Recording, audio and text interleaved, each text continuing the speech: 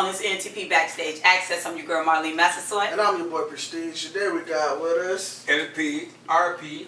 Yo, welcome to NTP Backstage. Respect. Hey, y'all just touched down, man. Alright, bless. Yeah. You know, we're happy for here to be here and you guys to open up the door to us for us to, you know, let the people know what we're all about, you know.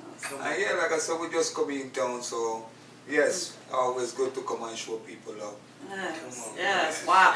Y'all out here moving. Y'all moving some things. Y'all taking it. And y'all, I love twins. I gotta put that. I love twins.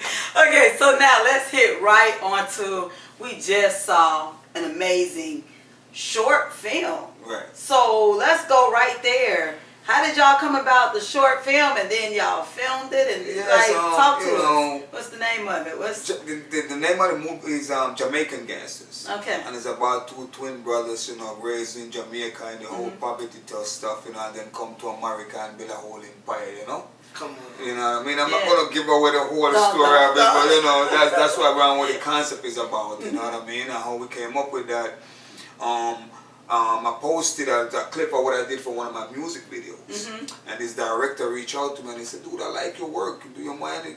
I can work with you for a camera guy." And I said, "Yes, because I got so many ideas, but there's only so much I could do with me and my brother. Right? You know, cause we do the trip. We put the drone and let it fly, and we do our own thing.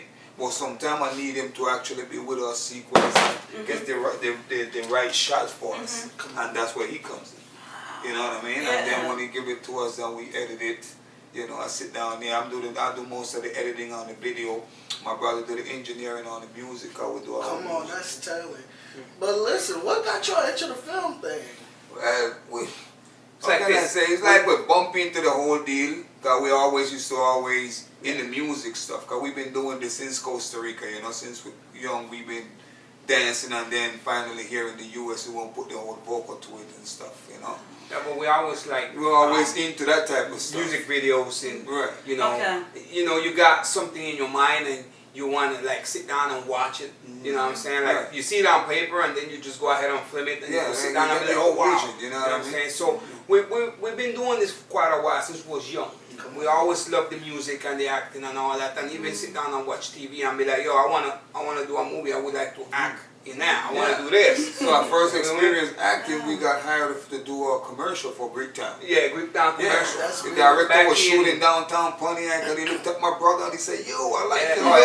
I like your style. I like the way you're looking." This was 2002. 2003, and they took us down to the model agency, and they ended up giving us a little interview real quick, and boom, we got lead parts for the commercial. So it was awesome. That was a nice experience. That was then like, when they actually showed us, and then after we seen it, we shot our first music video. We shot everything ourselves, and I just paid the guy to edit it for me. So when I went in the editorial now, and he looked at me and he said, and he put the play.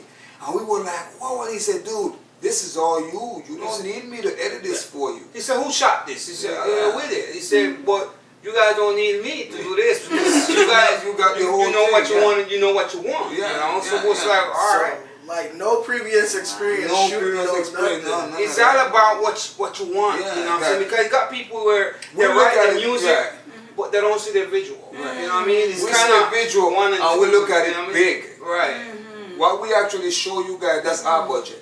Right. I'm not going to tell you how much the budget. Yeah, don't tell. That's our budget. Right. You know what I'm saying? That we make it look like it costs that amount. Yeah. Right. Because you think. Like a movie. Instead of making a music video where you just standing there, just put some acting in it and make it like a movie. Make it interesting. Yeah. Come on. You know what I mean? When somebody looked at it and be like, whoa, that's not like that. I want to continue looking. You know what I mean? I want to see what they're coming with next. You know what I'm saying? Right. So we kept on the consistency as far as us shooting it ourselves. Put the tripod deal. We did all kind of different stuff. Like I said, once you search on our YouTube page, you will see we've been doing it for quite a while. You actually will see the transition. As far as where we come from this to making this. Right. Because we could sit down and we'll be like, okay, I didn't like that, but next time I could do this better. You know what I mean? I like that shot, but I think I could have come up this way with that shot. You know what I mean? So that's what we do now, where we analyze it more as we go. And then with the actors for the movie, we'll pick out the clothing. Right. You know, we go to the Salvation Army and we pick it up because not everybody got a suit. Yeah. He come with a yellow shirt, a green shoe, that woo woo woo woo woo woo. I mean, like, It doesn't match with my contract, so we make sure everybody have the same. Cause it's same thing like a movie. It looks professional because they lined it up that way to make nobody colors is out everywhere. That's why they have a custom designer. Exactly. So that's what we do. That's you know what I we mean? do. You know what I'm saying? If I want to see you like this, I picture you dressed up like this. I'm gonna go look for that. Yeah. Because that's what I'm looking for. So when you come in, we're like, okay, put this on. This is your piece of paper.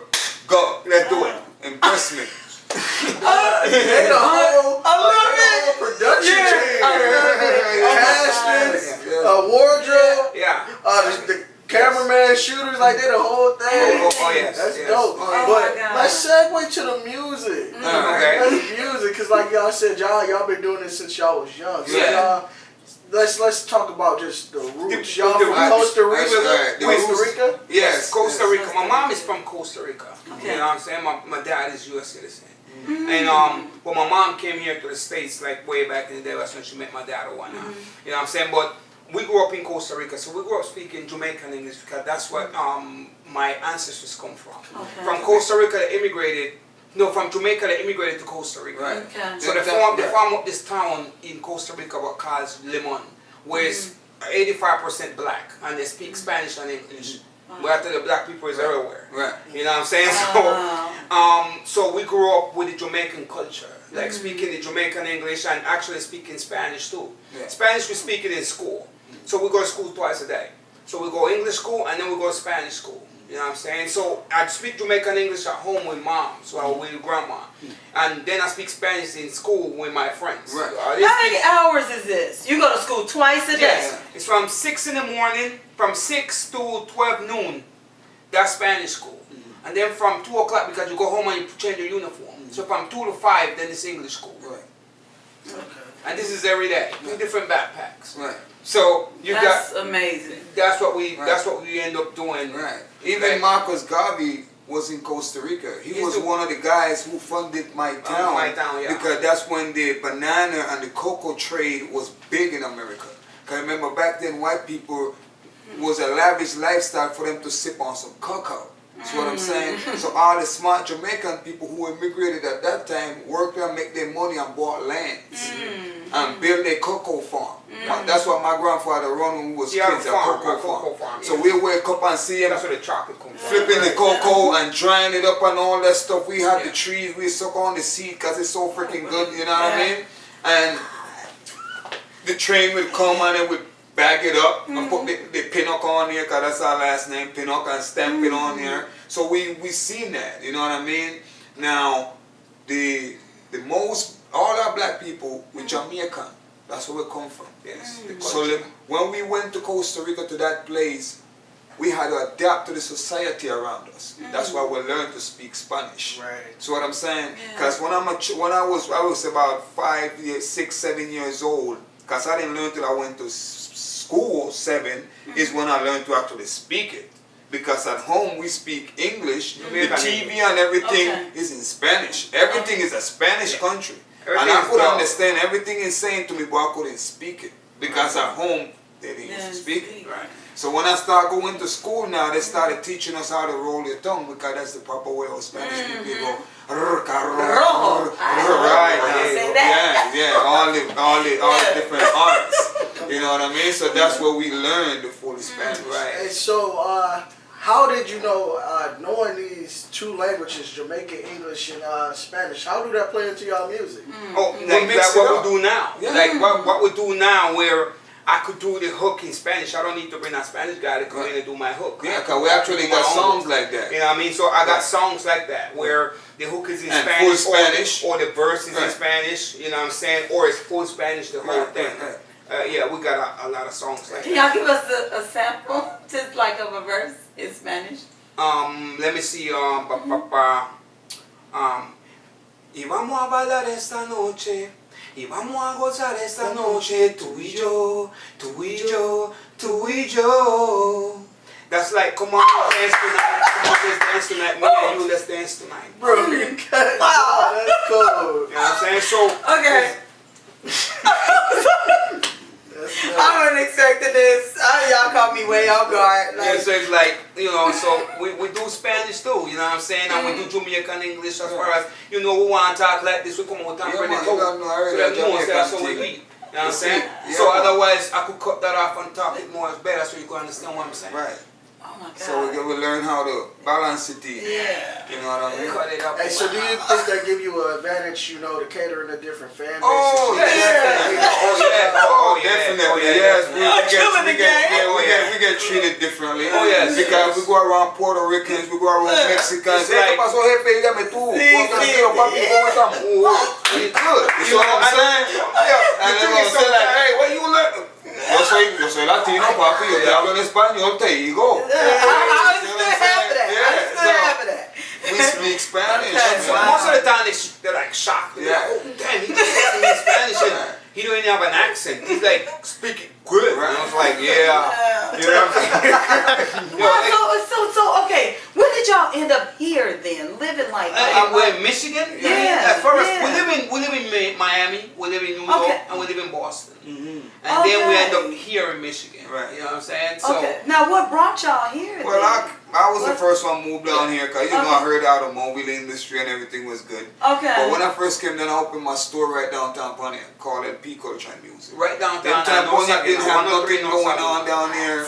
You know what I mean? Yes, we was the ones Was who opened up the store down no there. Jamaican, nothing. Yeah, man, and we was DJing and everything, so we had records in there, all kind of different reggae music. We have the T-shirts, Bob Marley, we have the flags, we had everything, Wow. the incense, everything. Wow. You know, yes, and Soaps, we everything. opened up the. Wow. Yeah, we served. We was in Pontiac for what I said, downtown. We had this store for a good 7 years, I would say. Oh, wow. So what year was this then? This was in 2000, 2003, 2004, Okay. 2005, 2006, 2000. I think we closed the store like 2010.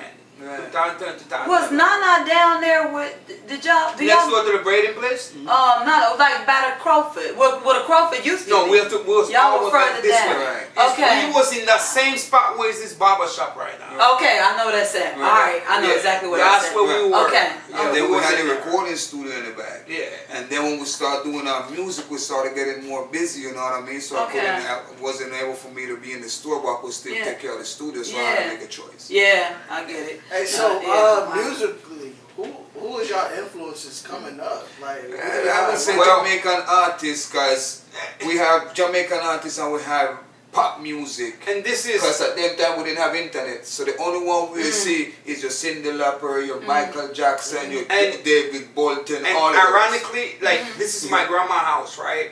Next door was a club where the wall is next door. Yeah. So I'm Oh, hearing okay. like I'm sleeping in my bed and I'm hearing Billie Jean and I'm hearing Marvin Gaye and I'm hearing all this just bam. Yeah, and our Wow. family is Seventh-day Adventist, so we couldn't Wow. listen. Yeah, we didn't Yeah. hear much reggae. We hear more of the pop. And you know, like the music from the 70 era time. You know, that's when we hear a lot. You know what I'm saying? To then later on it started changing over to the, whatever the 90s came with.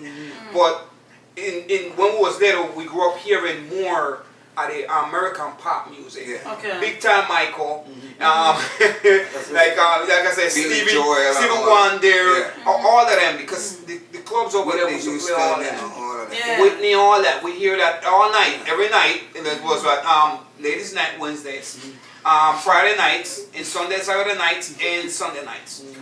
Yeah, and it's like my bunk bed used to be like right here, and I'm just hearing the beat. You know what I'm saying? I couldn't hear the words, but I would hear the beat. You know what I'm saying? Because Seventh-day Adventists, they didn't let us watch TV or nothing.